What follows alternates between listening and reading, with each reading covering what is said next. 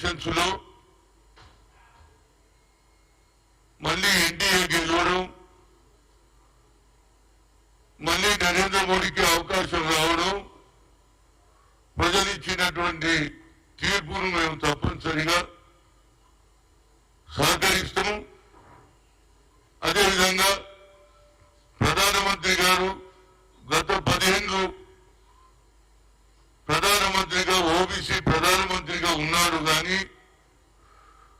బడుగు బలైన వర్గాలకు న్యాయం జరగలేదనేది నా ఉద్దేశం.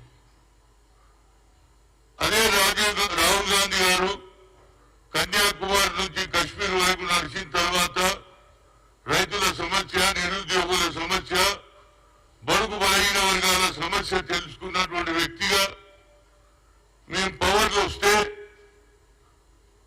క్యాస్ట్ వైజ్ సెన్సర్ కులగన చేస్తాం. అదేవిధంగా పెరిగిన జనాభాకు 50% సీలింగ్ కూడా ఎత్తేస్తామని చెప్పారు. గతంలో నరేంద్ర మోడీ గారు ఈబీసీలకు కూడా ఎకనామికలీ వీకర్ సెక్షన్ ఈడబ్ల్యూసీ కూడా వారికి 10% సీలింగ్ కూడా పెంచడం జరిగింది. ఇప్పుడు నా ఉద్దేశంలో ఒక పక్క నితీష్, ఇంకో పక్క చంద్రబాబు నాయుడు గారు ఇలా కీ పోస్ట్ లో ఉన్నారు.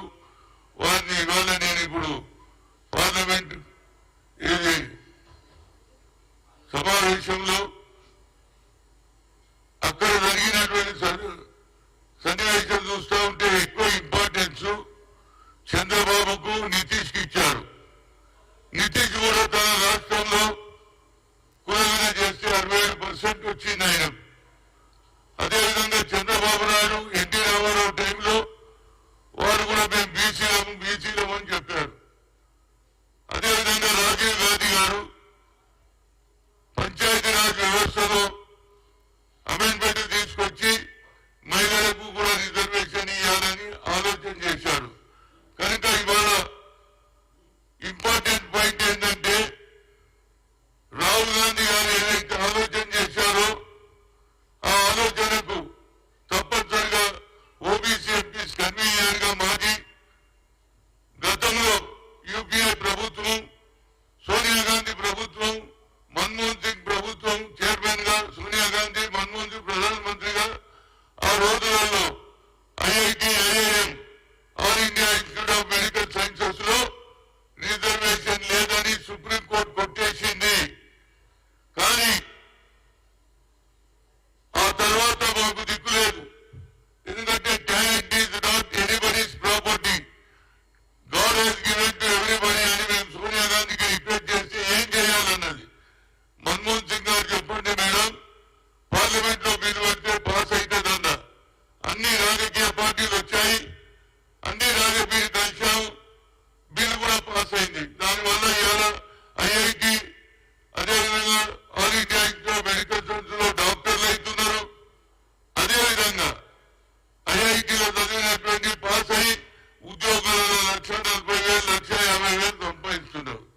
అదేవిధంగా ఇవాళ సమయం ఆసన్నమైంది. ఎన్నో రోజుల నుంచి తపన పడుతున్నాం.